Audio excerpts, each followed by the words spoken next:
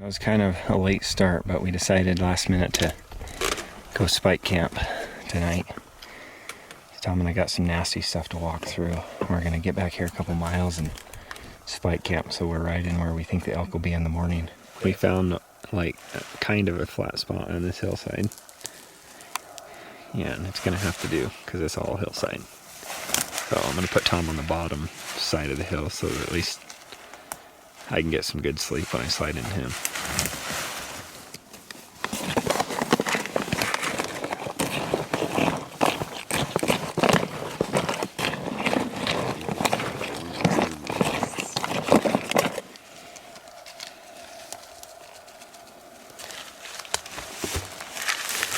Are you ready for the big day, Tom? Hopefully the big day. Hopefully I'm ready. Hopefully it's a big day. Got some oatmeal simmering. Yeah, so I got my bow set up, all excited, ready to go elk hunting, and then I found out that I drew a rifle tag for September, so it'll give me a chance to be a little bit more selective. It's usually, post rut, elk are timbered up, not bugling, you're sitting there just, timber pounding, hoping to catch a glimpse of yellow, but it's going to be very interesting with a rifle in hand and bull screaming, so be an interesting hunt, and hopefully we'll get one. Trav has the bow just in case there's a bull elk that I don't want, that he wants with a bow. Heading out this ridge even farther. Just listening for bugles and not hearing anything yet. We have a destination we want to be to when it starts to get light so we can glass.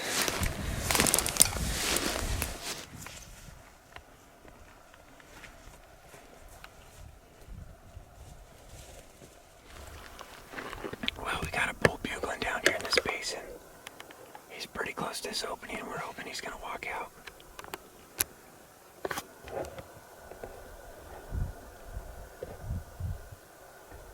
If he does, we got a shot.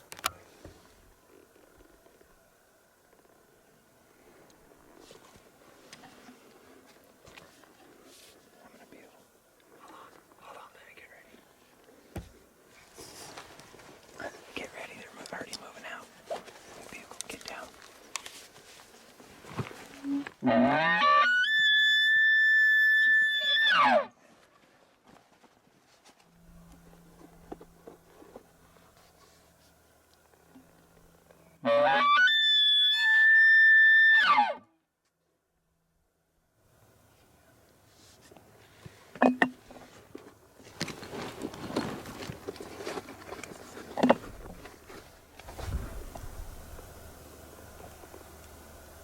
Oh, there's an elk butt above that to the right. I see that. I was like, I hope I didn't. What? Hope he didn't slip past us. Oh, no, there he is. He's on the right. See that? No. He's coming out. Where? He's coming out, Trev. Coming out where? To the right of that tree. Oh, yeah, I'm on him.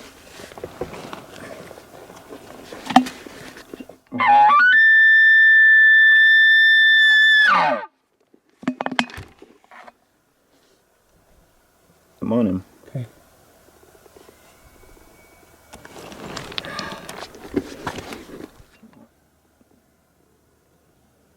Aim center shoulder. That looked like a hit.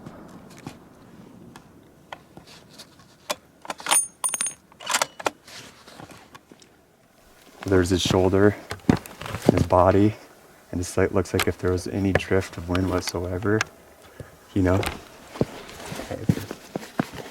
but the crosshairs weren't leaving at all. I've never seen Tom shake like this. Hold your hand out.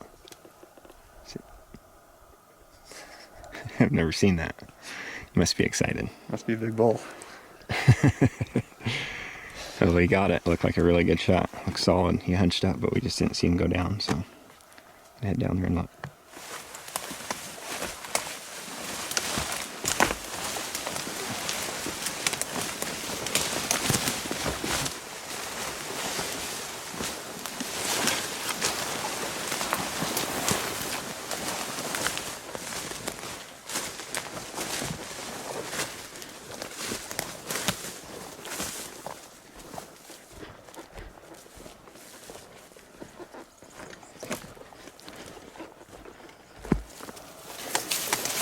good blood.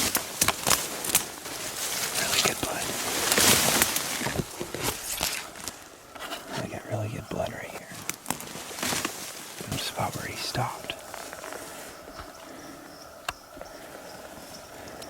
Kind of hard to track him. Everything looks the same. When he's going, he's not bleeding much. It's not looking very good. We've tracked him a long ways, but it actually picked up a little bit. Picked up and he's going. But the ball's going uphill, which isn't a good sign. Just gonna keep on him.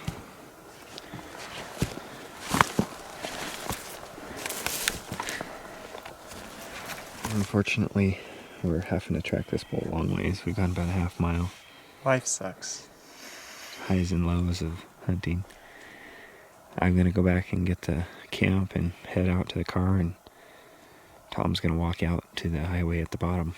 So Got a long ways to go. he's got the balls going nothing but downhill.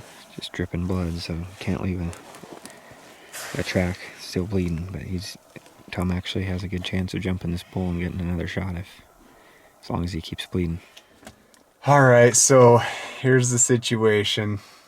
I never was able to find the bull dead. I jumped him pretty much after Travis left me, and I was heading down the mountain. It wasn't too long after, and I jumped him in a little thick, I would consider it just more like a young clear-cut patch, about 10-year-old jack pine. And it was pretty sickening it's never a good feeling to wound a bull. But here's the good news. So we waited a couple days. Travis and I went back there this morning, and he is still alive. It's just so weird. And you could see a mark on his shoulder too from the distance, like through the spotting scope. Right in the shoulder. So I don't know how in the heck that bull did not die. The only thing that Trav and I both came up in our head is I was shooting down, and I don't know, the bull just must have missed vitals, but we're not sure. But anyways, that bull doesn't even have a limp. He's still chasing cows. So I mean, I guess we're going back after it. Travis couldn't go with me today, so I'm coming back here solo. Hopefully I can find him. It's actually pretty warm out, so I have decided to I packed the tent, but being as warm as it is, I think I'm just going to sleep in the back of the pickup and then just go hike. I'm sorry, I'm just super tired, so I can't think straight right now, but I think I'll get about 5 hours of sleep, possibly, maybe 4. Slept in the back of the pickup. Got a good tight 4 hours. Got a good tight 4 hours now. Just gotta get ready to get back there. I love the chat, but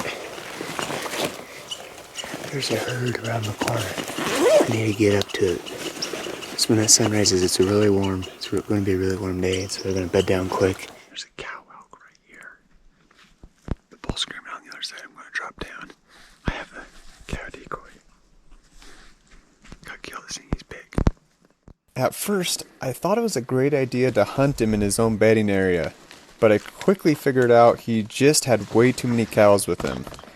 After a couple cows spotted me and took off running, I decided to abort the mission and try a smarter approach by just being patient and glassing in their feeding grounds every morning until the big bull messes up. Meanwhile, on my way back to the pickup, I came across this young satellite bull.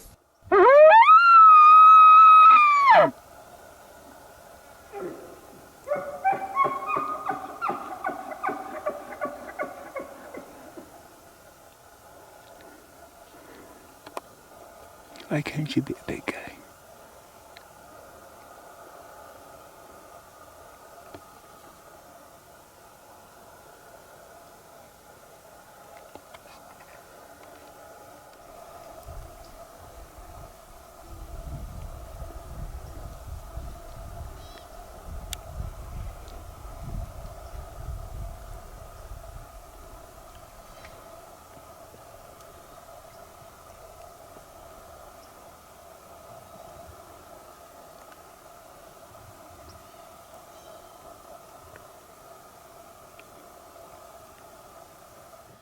Here we go again. I was actually not planning on going today, but I saw the weather forecast and we're supposed to get a really good weather front tonight.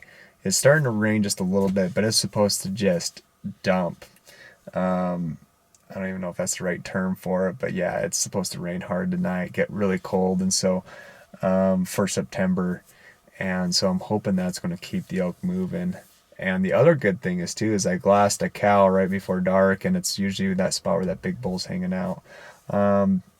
So I think tonight's going to be a good night. Travis is supposed to come up here too, and we have to drive separate because he's going to go on a trip to southern Idaho with some friends pretty much right after tomorrow morning. So right now the plan is I'm going to pretty much hike in the dark to where I saw that cow last, and hopefully when the sun rises, that bull is there with his herd of cows. You know, it's a really good spot. There's a lot of feed there on a grassy hillside, so should be a good day.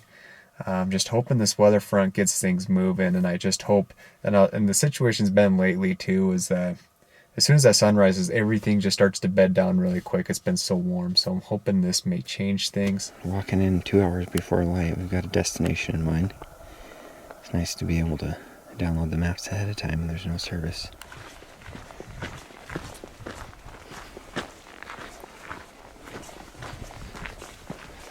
As the sun started to rise, we quickly spotted the herd. Travis decided to film from a distance as I moved in solo. We had a storm last night, which was perfect for a morning like this. I'm just gonna move down where I saw the elk last. The elk were down here in the evening.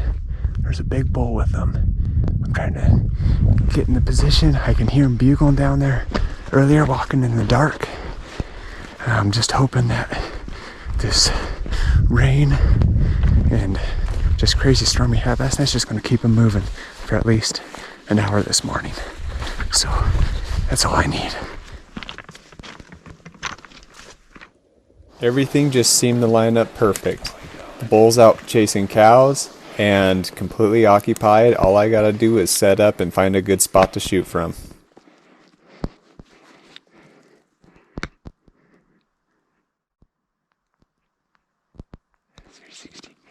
What do we got for 360?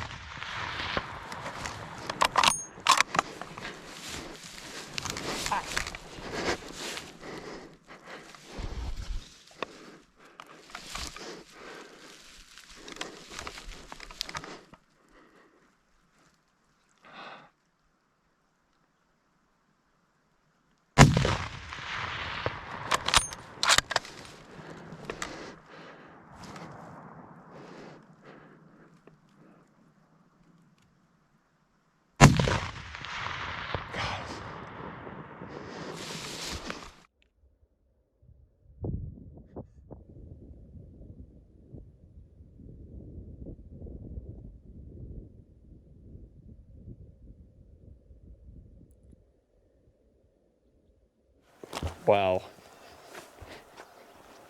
That's a big bull. That is a really big bull.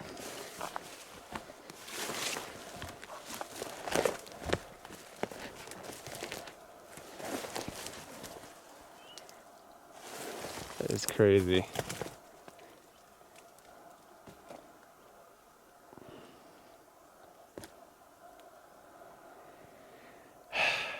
Oh my gosh. What do you know? Yeah, that happened a week ago. Still running cows. Just a masher. It's so weird when you think when you walk up to the biggest bull of your life that you're going to have this huge, overwhelming jumping up with joy, but to me it's almost like I'm in shock. It's like, wow, did this really happen?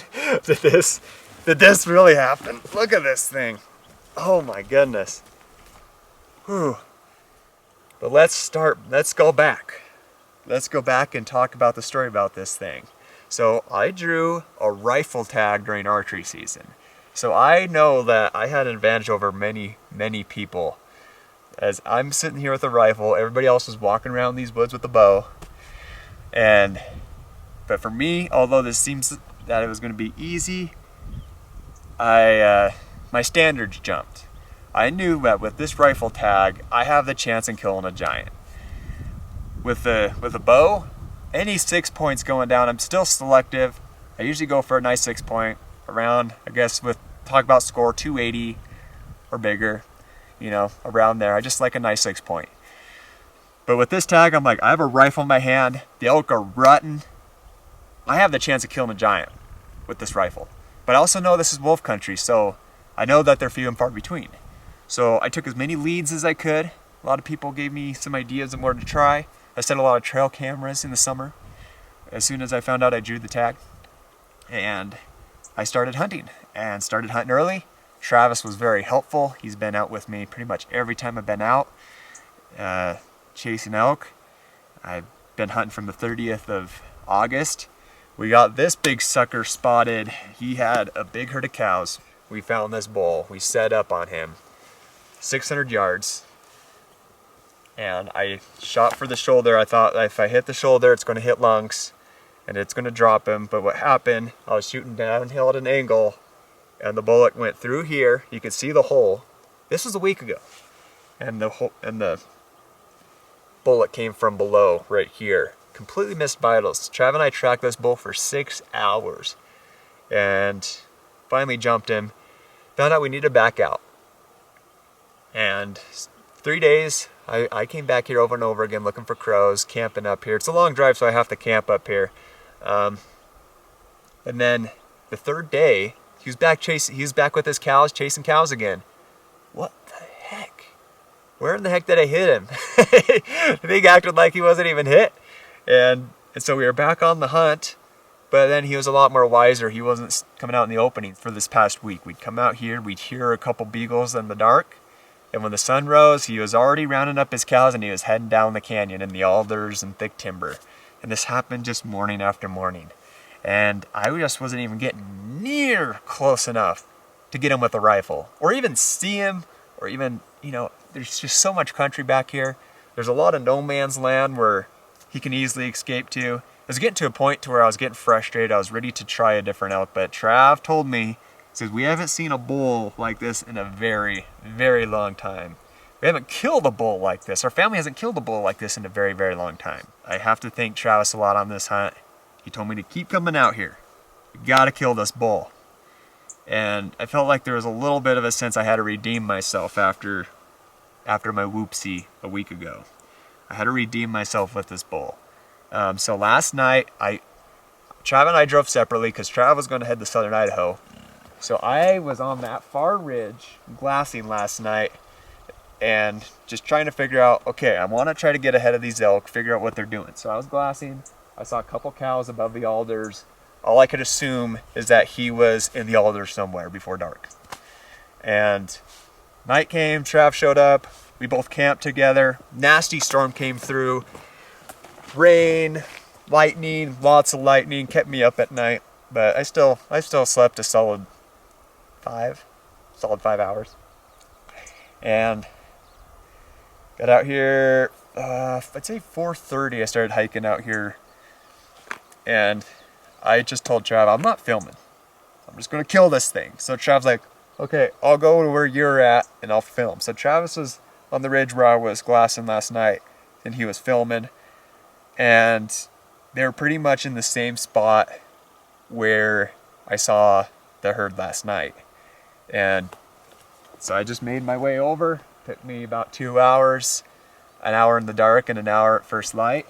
I came up over this ridge right here, and this big sucker was 400 yards chasing cows. And when I saw the rack, I'm like, oh, I knew it was him. And so I set up, I ranged him 400 yards, calmed myself down, made sure I had a solid rest, and I shot. He started to run up the ridge a little. I shot again. And although I gave him 2 solid hits, to me, he's so big, I just can't people are weird about that. I don't know why. You don't want a big bull to get away. And so I gave him a 3rd hit, and he dropped and rolled down the hill. And then, whew, the deed is done. Big bull on the ground, biggest bull of my life. I'll get him worked up. And by then, hopefully Travis will come down and he'll help me with the rest. Hard to maneuver one of these things by yourself.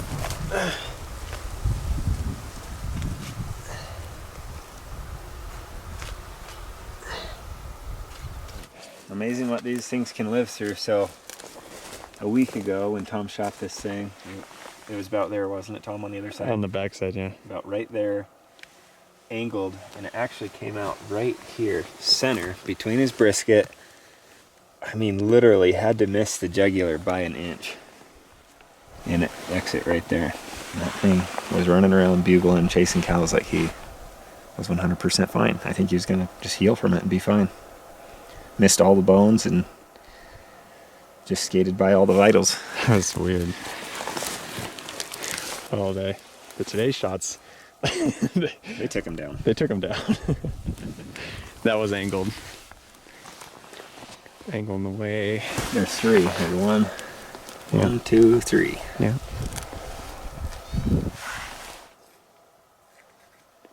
I am super grateful for Trevor and our good friend Ben for coming to help Trav and I pack out the meat.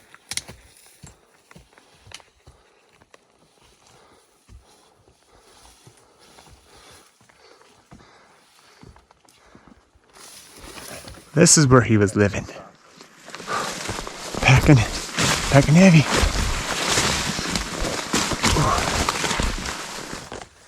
For premium access to our newest episodes and hunting tips, make sure to download the Stuck and Rut app. Yeah, you just have to go straight up. No side hilling. For all the years I've hunted this thick, brushy country, it always has amazed me how elk move through this stuff so flawlessly. I'll load it up.